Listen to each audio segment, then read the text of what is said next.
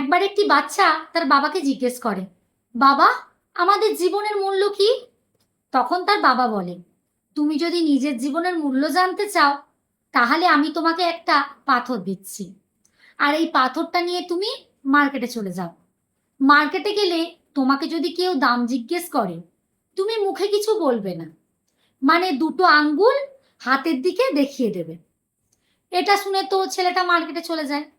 মার্কেটে গিয়ে এমনি এমনি অনেকক্ষণ বসে থাকে সে, বসে থাকে বসে থাকে বসে থাকে। তারপর কিছুক্ষণ যাবার পরে এক বৃদ্ধ মহিলা, মানে একজন বয়স্ক মানুষ, সেই ছেলেটাকে ওই পাথরটার দাম জিজ্ঞেস করে। ছেলেটা আঙ্গুল দিয়ে দুটো আঙ্গুল দেখিয়ে দেয়। এবার মহিলাটা বলে যে, আচ্ছা, তার মানে এই পাথরটার দাম 200 টাকা। আচ্ছা, এই পাথরটা আমি 200 টাকা দিয়ে কিনতে তোমার থেকে রাজি, তুমি আমাকে পাথরটা দিয়ে দাও। বলে ছেলেটা তো ছুটতে ছুটতে বাবার কাছে যায়, এসে বলে, বাবা, এই পাথরটার দাম 200 টাকা, এটা তো আমি ভাবতেই পারিনি। এবারে ছেলেটির বাবা ছেলেটিকে বলে যে, তুমি এবার এই পাথরটাকে মিউজিয়ামে নিয়ে চলে যাও।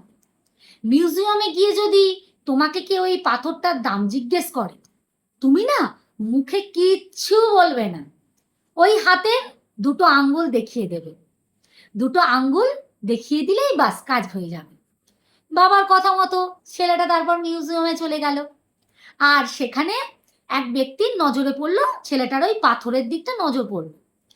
সে তখন ছেলেটার কাছে এসে পাথরটা দেখে বলল যে, এই পাথরটা তুমি আমাকে দেবে, এর দাম কত?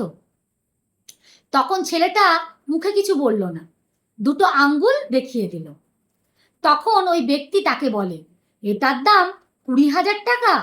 ঠিক আছে, আমি তাহলে 20,000 টাকা দিয়ে তোমার এই পাথরটা এখন আমি কিনতে রাজি আছি।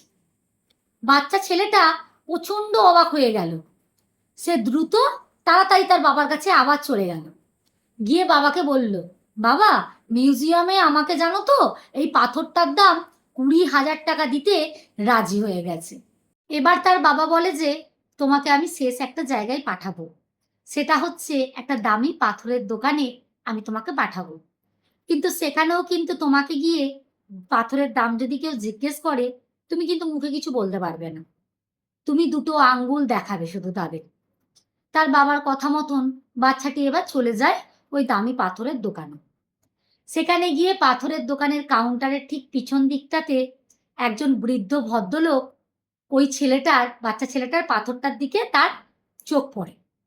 তখন সেই বৃদ্ধ চমকে যায় ওই পাথরটা দেখে, দৌড়ে মানে ছেলেটার কাছে চলে আসে বৃদ্ধ লোকটি। এবার বলে কি, এই পাথরটা আমি সারা জীবন খুঁজেছি জানো, আচ্ছা এই পাথরটার কত দাম?